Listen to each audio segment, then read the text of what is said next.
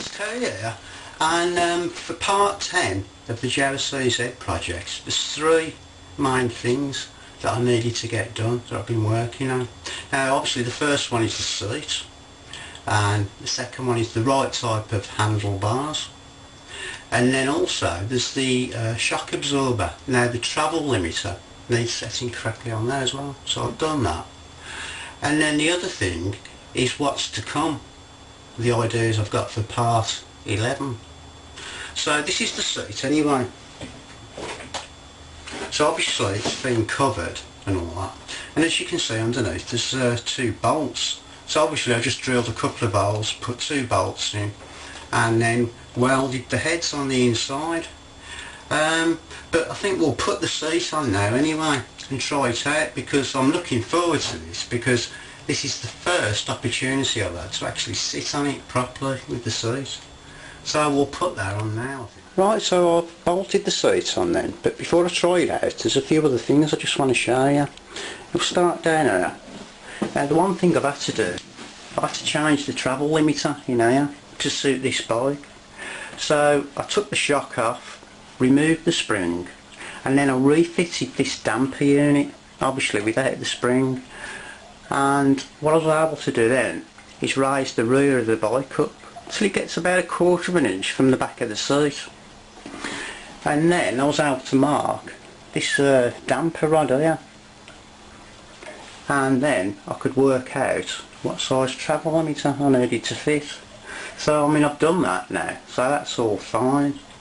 And looking at the tank, what I've done here, I've cleaned all the front mounts up around there and the back, primed the tank, and then I fitted the original style tank cap to suit. Now looking at the bars, they're much wider than standard. Now these bars are from a Java 592, but I've actually widened them by 2.5 inches either side. And because I've done that, I've had to move these lever brackets, because they are actually welded on as standard. So I've had to move them back, reposition them, and weld them back on both sides. So I've done that now, and I quite like them. Now the original bars, they used to have an internal throttle, but I've changed it to this standard type twist grip. So obviously in the bars there was a cutaway here where the internal twist grip used to run up and down, so I've had to weld that in as well. Now the reason I'm using this type of twist grip is purely because it's much easier to change the cable if it was to ever break on the roadside. So it's purely practical reasons I've changed to that. Right, so this bike then, it's not far from running. I'll be able to run it up soon. So the intention then in the next film is to get it started up, run it up, and try it outside. So all I've got to do, I've got the downpipe made up and this section underneath which divides it into the 2 silencers. I just need to fit the silencers. So that'll be done in the next film. And the other thing that I'm concentrating on is this cover around the shock, because I've had some suggest that it might be better to leave the shock as it is open so it can be seen and not cover it up, and others have said the cover is a good idea. So I've had an idea that will fall straight in the middle of those 2 ideas. I'm not going to say yet, but I'll show you in the next film.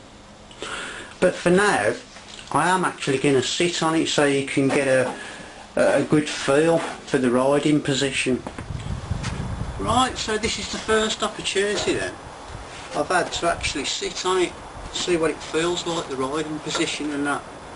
I mean the bars feel great, and this rear suspension feels really good. Might have to like preload it just a little bit, like I said in I think it was part 4. But it actually feels quite good. I'm pleased with that. Right, I'll leave it for there now. I'll look forward to the next film.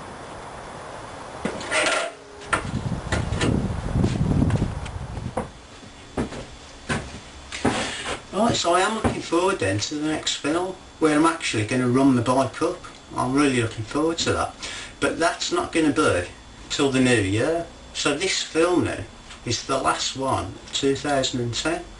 So I'd just like to take the opportunity wishing you all a Merry Christmas and a Happy New Year. And I'll have a drink with you. All the best.